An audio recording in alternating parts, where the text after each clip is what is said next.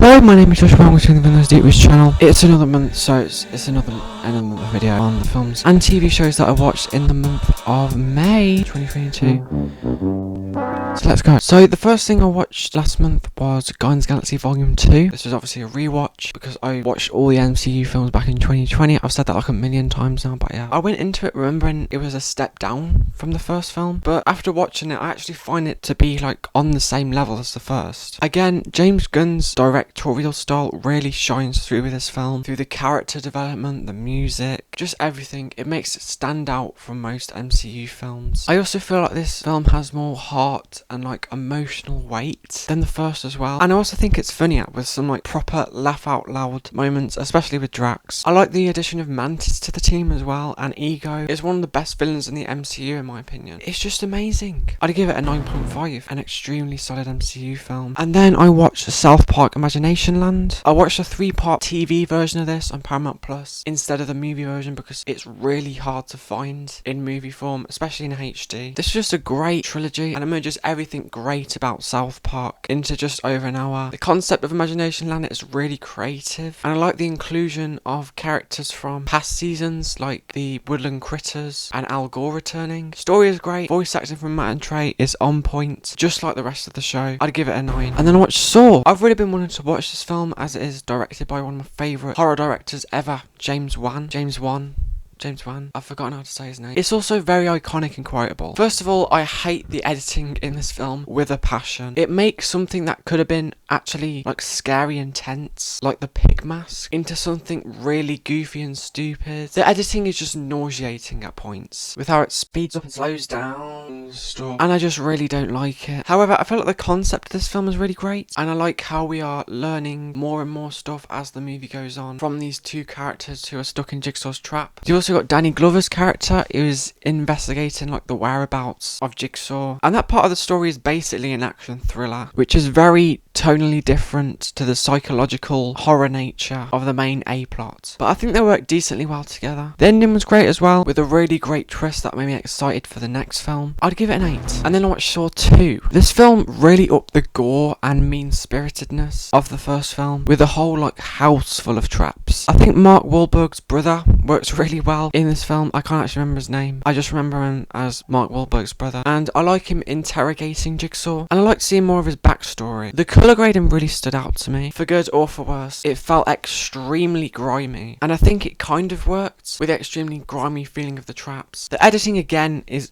god awful. It's just so annoying and distracting, but I was a little bit more used to it this time, and I did have just a little bit more fun with it. I did not need like a stupid recap at the end of scenes that I literally just watched a few minutes ago. I do not need a stupid... Anyway, I've heard the franchise goes really downhill from here, so I've left it at this film. I've also heard the next Saw film that comes out this year or next year, I think, is supposed to like take place between 1 and 2, which I find very interesting, so I might give that a watch when it comes out. I'd give this a 6.5. And then watched Guardians of the Galaxy Volume 3. I did an unscripted movie review of this on my channel a few weeks back, but long story short, I really liked it. It's just a roller coaster of emotions, directed perfectly by James Gunn, and it might just be my favourite film in the MCU. What the hell?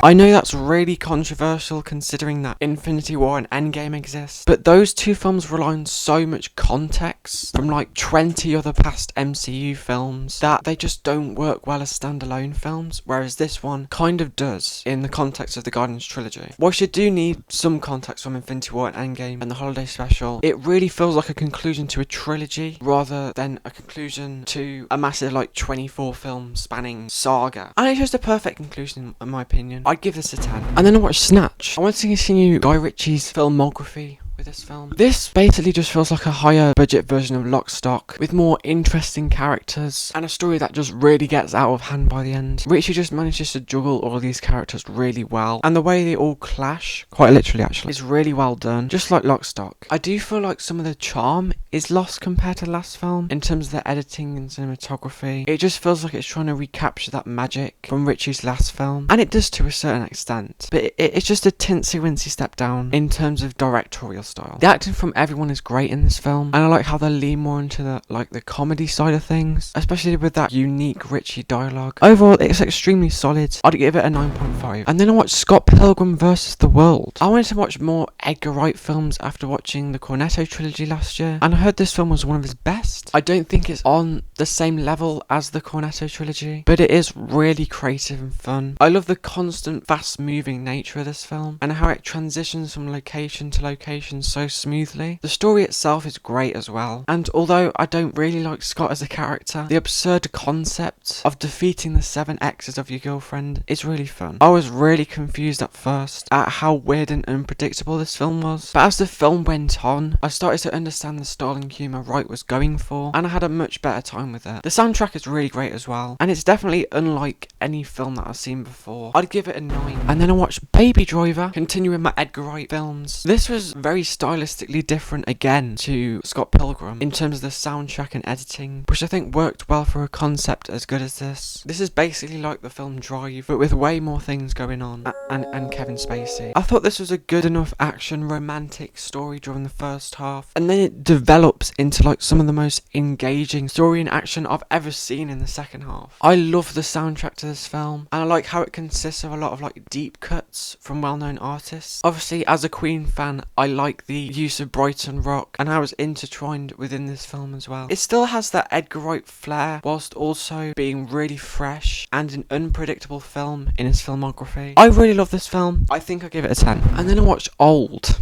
I wanted to continue the Shyamalan filmography now. This is the next film he made after Glass, which I watched last month. And this film was very enjoyable, but with some massive flaws. I can't get over the cinematography in this film. Whereas in other Shyamalan films, the cinematography always added something to the film and made it a more engaging experience. This film just completely took me out of it with how like intentionally bad some of these shots were. I swear, half of the shots in this film are just out of focus, and they're just focusing on like the wrong things. The acting is not the best from a good amount of actors as well. Maybe it's the writing contributing as well, because Shyamalan is not the best when it comes to dialogue, but everyone's character in this film just feels very off. I do think the concept is really solid though, and I kind of like where they go with it. Some of the aging effects are not the best, and some people age faster than others, but there are some pretty disturbing moments in this film, and at least through a pretty interesting Shyamalan twist, even though I think the ending was a bit too conclusive, and I would have liked it to leave on like some kind of cliffhanger or something. I don't know. I'd give it a 6.5. And then I watched Knock at the Cabin. This is probably the last film I'm going to watch in Shyamalan's filmography, as I've heard terrible things about the rest of his films. Well, maybe not The Visit. I do want to watch The Visit, because I've heard that film's supposed to be pretty good. I think this might be one of Shyamalan's darkest films.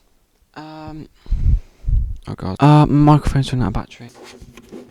Right, I had to plug my mic in. This film might be one of Shyamalan's darkest, and I do like how dark it gets. The concept is really great with like the 4 horsemen of the apocalypse and that. Just Shyamalan is just great with his concepts, but I just never think they live up to their potential, which I think happened with this film as well. This film works really well as a suspenseful, dialogue-based slow burn, but this film just kind of ended too prematurely and doesn't really linger on the effects of what this father and daughter have caused. Dave Bautista did a really good job as the leader of the group, and it just goes to show how he's like one of the best wrestlers turned actors, as he can play someone like really comedic like Drax, but also play like a really fearful but like kind man. Also, Ron Weasley is homophobic.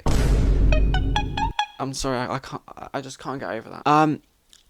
I'd give it an 8. And then I watched Searching. This was on Prime and I really wanted to watch it, as there was also a sequel out this year that I wanted to watch as well. So I watched this first, obviously. I didn't really know what to expect going into this film, apart from someone going missing. But this film really surprised me with how creative it was, with its style, and how shocking it was with its twists. I really love how the whole film is like presented through a computer screen, because it leads to some great moments of tension, where the lead is trying to investigate his daughter. And that amount of tension wouldn't be able to be built up if it was just a normally shot film. My eyes were glued to the screen with this film, as I feel like I'm investigating it with him, and it just makes for like a really fun watch, and it's so satisfying where it goes with the ending. I'd give it a 9.5.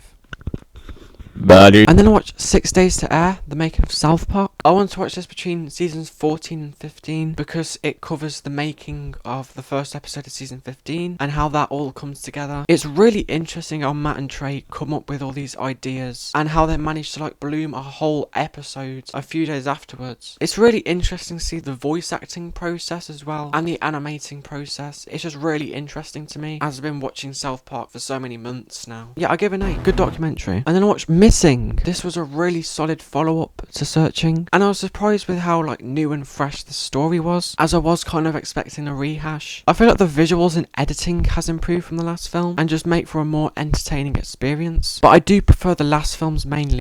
The twists in this film definitely one up the first, and the ending was really climatic and suspenseful, although I do think it goes a little bit too over the top at points, and I do like the kind of more grounded nature of Searching, but it is still a really welcome follow-up though. I'll give it an 8. So that is all the films and TV shows that I've watched in the month of May 2023. I'm currently watching the 90s Spider-Man show. I watched the first season of the X-Men 90s show in January, and I thought this would be similar, and I think it is for the most part. I'm like 3 episodes into the first season. I like Spider-Man's wittiness in this show, and like the X-Men show, I think it does deal with some like mature topics and has like more mature and like detailed dialogue than I was expecting from a kids show. I'm also currently watching South Park. I finished season 15 and I said I was going to stop at season 15 last month, but I've kind of changed my mind because I love this show so much and I don't really want to stop watching it. I think I'm going to keep going till season 19 because I think season 20 is really where it goes downhill. I do want to see where they go with this show. So I hope you enjoyed this video. If you did, please like. If you didn't, please leave a dislike, and I'll see you in the next video.